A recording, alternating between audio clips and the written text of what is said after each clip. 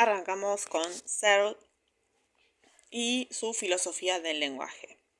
Bien, acá un poco él hace una introducción bastante extensa, digo así porque realmente da muchas vueltas sobre lo mismo, por eso esto es para que no se enrosquen con el texto. Él, al hablar de filosofía, sí, va a responder ciertas preguntas acerca del lenguaje, acerca de este acto, ¿no?, de utilizar la facultad comunicativa que tenemos todos los seres humanos. Bien, para eso empieza a hacer algunas preguntas que tienen que ver con esto, ¿no? De cómo es que cuando la gente habla, el otro entiende, cómo es posible que cuando digo Juan se fue a casa, que después de todo es en algún sentido una sarta de ruidos, lo que quiero decir es Juan se fue a casa. O sea, ¿cómo pasamos de lo plenamente fonético, de lo ruidoso, al entendimiento? ¿Cómo puede haber alguien que si yo le digo hola, ¿cómo estás?, me entiende que me tiene que responder todo bien, ¿y vos? Ahora, si me lo dice en chino, yo no lo voy a entender, ¿no? O sea, esto obviamente siempre está el código, la lengua en el medio, porque si no, no hay manera de entenderse si no manejamos el mismo idioma. Bueno, a todos estos planteos, a toda esta teorización sobre el uso del lenguaje y demás, Searle lo llama filosofía del lenguaje. ¿Sí? Hace una distinción entre filosofía del lenguaje y filosofía lingüística, porque para Searle la filosofía lingüística es el intento de resolver problemas que tienen que ver con el uso del código, ¿no?, de la lengua en sí. En cambio, la filosofía del lenguaje es el intento de proporcionar algunas descripciones de ciertas características generales del lenguaje. O sea, la filosofía del lenguaje sería llegar a abordar un entendimiento del uso del lenguaje, pero obviamente a un modo general, características genéricas. ¿Por qué todos los hablantes, no importa de qué lengua, actuamos como actuamos? ¿Sí? Esto ya no tiene que ver con el código. En cambio, si fuese filosofía lingüística, ya entraría en juego lo que es la lengua, obvio, porque la lingüística es el estudio de la lengua. Acá él se va a preocupar por el lenguaje, ¿sí? La lingüística son las palabras, el estudio de las palabras, que también incluye el lenguaje, y el lenguaje es la comunicación. Searle se va a centrar en la comunicación, ¿sí? Y para centrarse en la comunicación va a hablar de lo que serían los actos de habla. Esto que ustedes me ven acá pasando es porque tiene que ver con esto de las intros que él hace, de por qué elige esta teoría, por qué habla de lo que habla, va y viene, se contradice, se refuta. Es como si él hiciera una especie de ensayo, ¿sí? De alguna manera está un poco, o mejor dicho, de texto argumentativo, porque él esboza una hipótesis. Bien, pero lo importante es encontrar las definiciones, ¿sí? ¿Por qué estudiar los actos de habla? Bueno, sostengo la hipótesis de que hablar un lenguaje es tomar parte en una forma de conducta gobernada por reglas. La forma que tomará esta hipótesis es que hablar un lenguaje consiste en realizar actos de habla. Actos tales como enunciados, dar órdenes, plantear preguntas, hacer promesas. Bien, ¿qué son los actos de habla entonces? Son enunciados, ¿sí?, discursos que nosotros emitimos, pero que tienen una razón de ser, tienen un sentido según el contexto, según la situación comunicativa en la que nos encontramos. Acá tiene una relación bien directa con Menéndez. ¿Por qué? Porque Menéndez hablaba de hablante como actor social. Bueno, de alguna manera Searle está diciendo lo mismo, está hablando de actos de habla, ¿sí? Estas conductas que adquirimos como hablantes están condicionadas, no decimos lo que queremos en cualquier lugar, en cualquier momento y en cualquier contexto. Vuelvo al ejemplo del chino.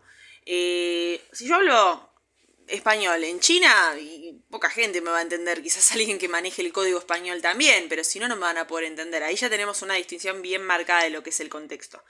Pero también tenemos dentro del mismo idioma, ¿no? O sea, hay un dicho que decía mi profesor de lingüística, no es lo mismo coger acá que coger en España, ¿no? O sea, todo tiene una conducta, todo está marcado por el contexto social, ¿sí?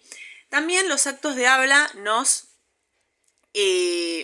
hacen posicionarnos, siempre hay una intención comunicativa, ¿sí? Si yo hago una promesa, no adopto la misma dinámica del lenguaje que cuando estoy dando una orden. ¿De acuerdo? Yo les puse un ejemplo en estos Canva que hice, en las presentaciones, en las cuales se veía claramente, ¿no?, este ejemplo de tenés hora. Yo voy por la calle, paro a un extraño, esto se hacía mucho cuando se usaba el reloj, ¿no?, el reloj de pulsera, que no había en los celus. Y era muy común alguien que viniera y dijera, ¿tenés hora? Bueno, ahí hay varias interpretaciones, ¿sí? Por un lado, el que dice tenés hora no me está preguntando si yo tengo la hora, si la hora como entidad de tiempo. No, me está pidiendo que le diga la hora, ¿sí? De una manera un tanto imperativa. Si bien me está haciendo una pregunta, en realidad es una orden, ¿sí? Su intención como actor hablante es darme la orden de que le diga la hora, ¿sí? Es como decirme qué hora es. Bien, ahora, también puede ser que me quiera robar, ¿sí? Esto, ¿por qué? ¿Por qué pongo este ejemplo? Porque todos sabemos que a veces hay ciertos enunciados que dicen una cosa pero quieren decir otra, ¿no? Está ese fantasma de que cuando te quieren robar te preguntan la hora. Si entonces uno saca el teléfono confiado, te arrebatan. Entonces yo ya entiendo que si me está preguntando la hora, si me está diciendo ¿tenés hora? ¿O qué hora es? O me pregunta la hora, o tal vez me está queriendo robar. O sea, todo tiene que ver también con el contexto, ¿sí? O tal vez puedo entender que es una persona que sale a la calle sin ningún tipo de dispositivo electrónico y realmente quiere saber la hora.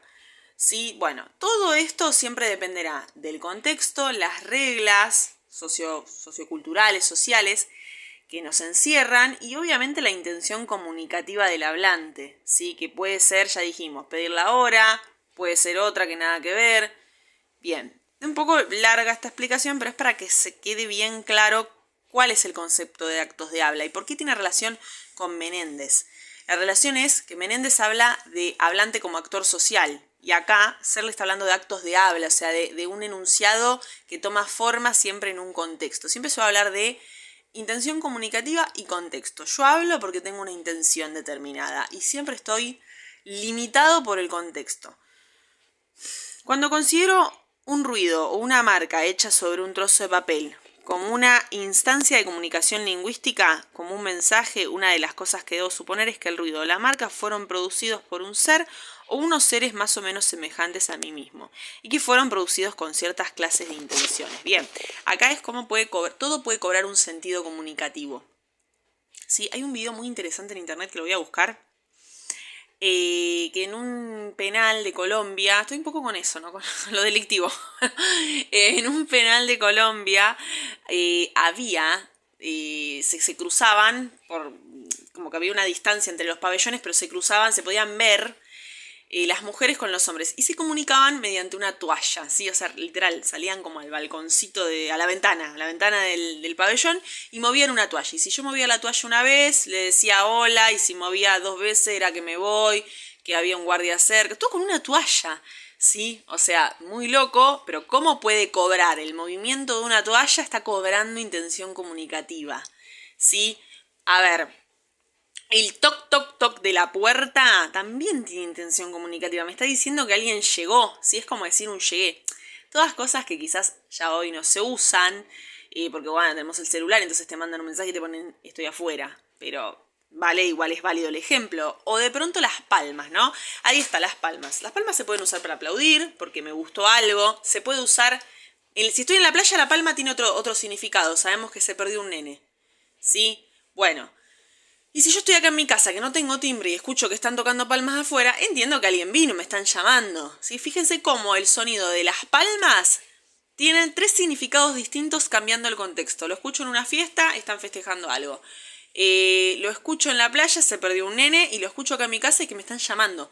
Y es un simple ruido de palmas, ¿no? Pero ¿qué cambia? Cambia la intención, ¿sí? El enunciador está ejerciendo un acto de habla, o un acto comunicativo, mejor dicho, un acto del lenguaje en este caso, y está enmarcado por el contexto. Si yo no puedo ponerme a aplaudir en la playa porque van a pensar que se perdió alguien, pero si lo hago acá afuera, no, te estoy llamando, por favor, abrime. Bien. Sí, estudiar la intención comunicativa más allá de la forma. Yo marqué esto acá porque dice, una teoría del lenguaje forma parte de una teoría de la acción, simplemente porque hablar un lenguaje es una forma de conducta gobernada por reglas. O sea, cuando yo estoy hablando también estoy gobernado por ciertas reglas. ¿Vieron cuando uno dice, no, pero yo digo lo que quiero? No, siempre estamos limitados por reglas, por convenciones sociales. ¿Sí? Yo no me puedo poner a cantar o no sé, o a decir cosas alegres y hacer chistes en un velorio, porque no es el contexto, ¿sí? O por ejemplo, ¿no? Teniendo un poco en cuenta esto de que hasta los ruidos o los objetos visuales toman protagonismo cuando de comunicar se trata. Cuando uno va a un casamiento sabe que no se puede vestir de blanco porque blanco va la novia. Si te vas de negro, ¿no? Si por ejemplo la madre del novio se va de negro, significa desprecio, ¿no? Y ahí no está hablando, pero ya está denotando algo, está comunicando, ¿sí? Bueno, siempre estoy abarrotado por las reglas, por las convenciones sociales, porque todos sabemos que no podés hacer chistes en un velorio, que no podés irte de blanco o de luto a un casamiento. Y así podríamos seguir, ¿no? Es un poco también los ejemplos estos que les di en el Canva anterior de Menéndez, que tampoco puedo dirigirme de determinada forma a determinados agentes, ¿no? Yo no puedo hablarle al profesor como le hablo al vecino y no puedo dirigirme al intendente si tengo que hacer una carta, una nota formal, como me dirijo a mi hermana, ¿sí? Bueno, esto como para tener un poco en cuenta esta primera parte del estudio de los actos de habla. No hay, por lo tanto, dos estudios semánticos, o sea, de significado, distintos e irreductibles. Por un lado, un estudio de los significados de oraciones y por otro, un estudio de realizaciones de los actos de habla. ¿Por qué dice esto?